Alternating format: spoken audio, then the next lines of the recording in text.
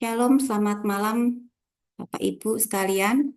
Malam hari ini saya akan mempresentasikan untuk tugas akhir dari Teologi Tabernakel dalam Kitab Wahyu.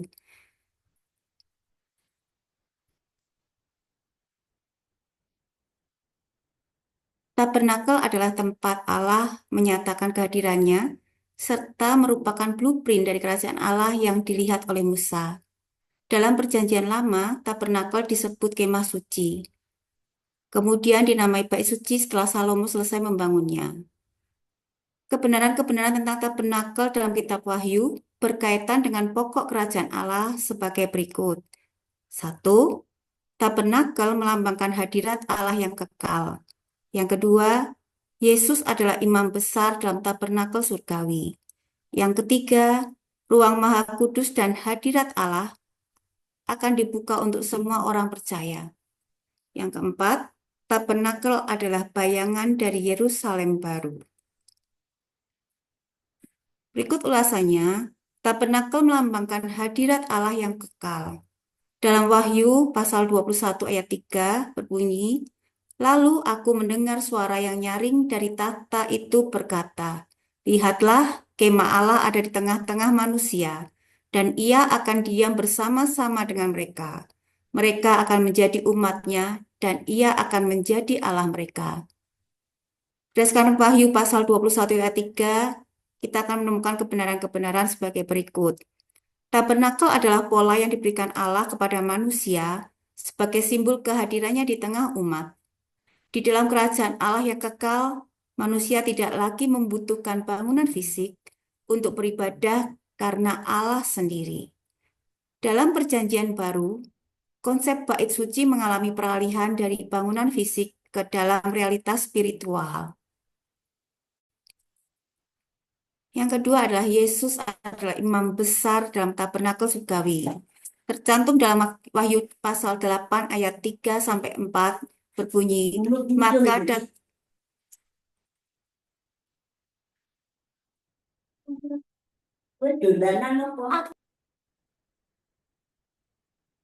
yang kedua, Yesus adalah imam besar dalam tabernakel surgawi. Wahyu pasal 8 ayat 3 sampai 4 berbunyi, maka datanglah seorang malaikat lain dan ia pergi dekat misbah dengan sebuah pedupaan emas.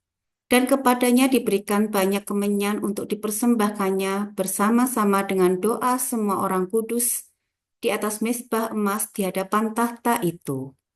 Kebenaran yang kita bisa dapatkan dalam Wahyu pasal 8 ayat 3 sampai 4 yaitu satu, Yesus adalah imam besar agung yang mewakili kita di hadapan Tuhan di surga. Yang kedua, Yesus mempersembahkan dirinya kepada Allah Bapa sebagai korban sekali untuk selamanya bagi dosa manusia. Yang ketiga, Yesus membawa Allah kepada manusia dan mewakili manusia di hadapan Allah. Yang keempat, Yesus yaitu menawarkan keselamatan kekal. Yang kelima, Yesus adalah harapan yang pasti, sauh yang kokoh bagi jiwa. Imam besar dalam Perjanjian Lama yang masuk ke tempat Maha Kudus membawa darah lembu atau domba jantan sekali dalam 1 tahun untuk memperdamaikan umat Israel dengan Tuhan. Seorang imam besar juga bersyafaat sambil mengangkat tangan kepada Allah. Ia bersyafaat bagi umat kepada Allah. Ruang Maha Kudus dan hadirat Allah akan dibuka untuk orang percaya. Ini yang ketiga. Tercantum dalam Wahyu 11 ayat 19 berbunyi, maka terbukalah bait suci Allah yang di surga, dan kelihatanlah tabut perjanjiannya di dalam bait suci itu, dan terjadilah kilat dan deru guru dan gempa bumi dan hujan es lebat. Kebenaran yang kita bisa peroleh yaitu tabut perjanjian yang dahulu hanya bisa dilihat oleh imam besar di tabernakel Musa, sekarang terlihat oleh semua orang di surga.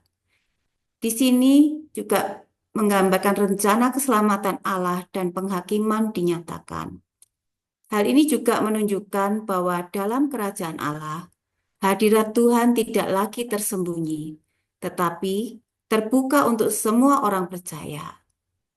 Kitab Wahyu juga menggambarkan bait suci surgawi yang sejati sebagai pusat pemerintahan Allah.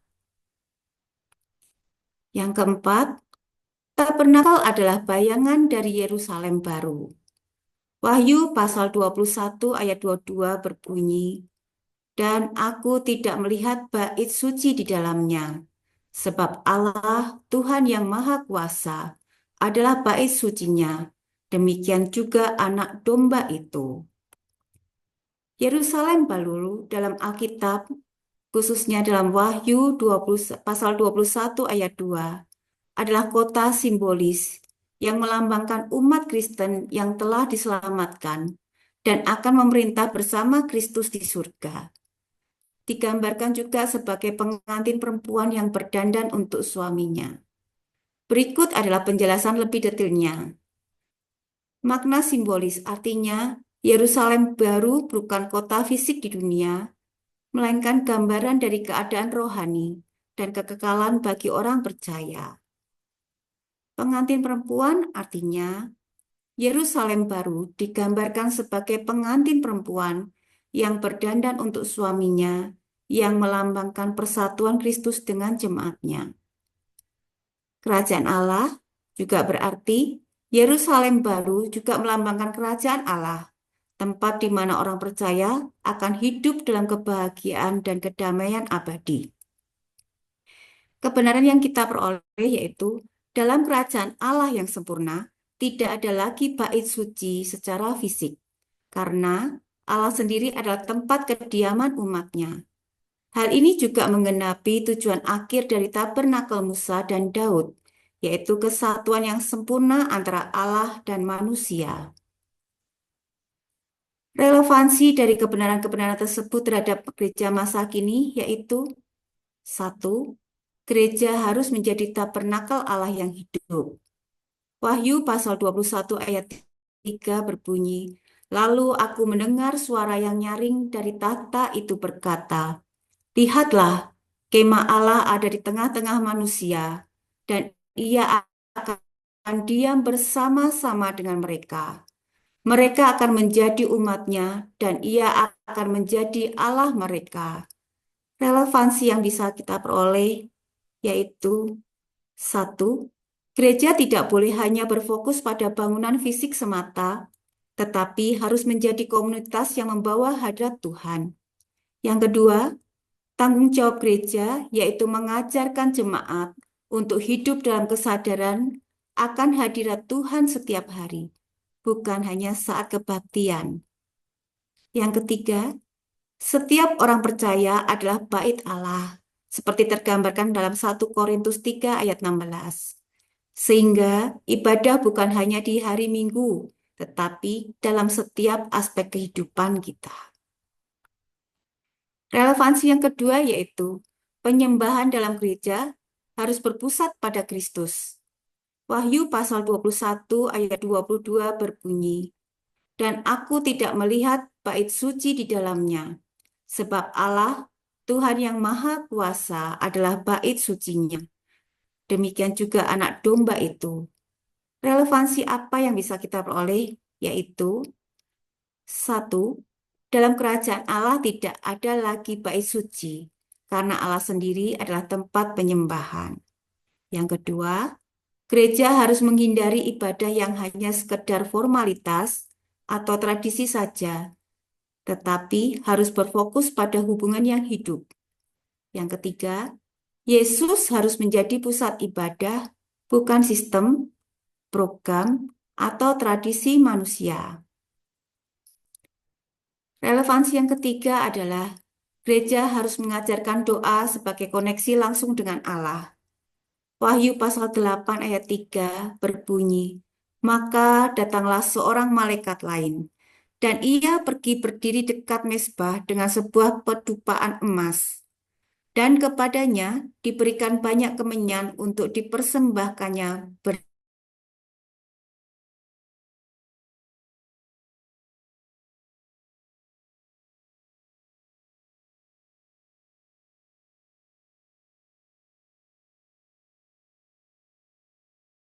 tidak mengabaikan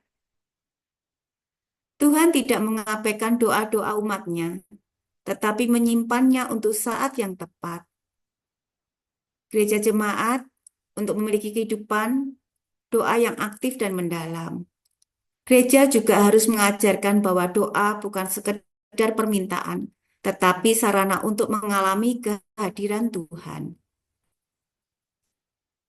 Relevansi yang keempat yaitu gereja harus mempersiapkan jemaat untuk hidup dalam kekudusan. Wahyu pasal 11 ayat 19 berkata, "Maka terbukalah bait suci Allah yang di surga, dan kelihatanlah tabut perjanjiannya di dalam bait suci itu, dan terjadilah kilat dan deru guruh, dan gempa bumi dan hujan es lebat."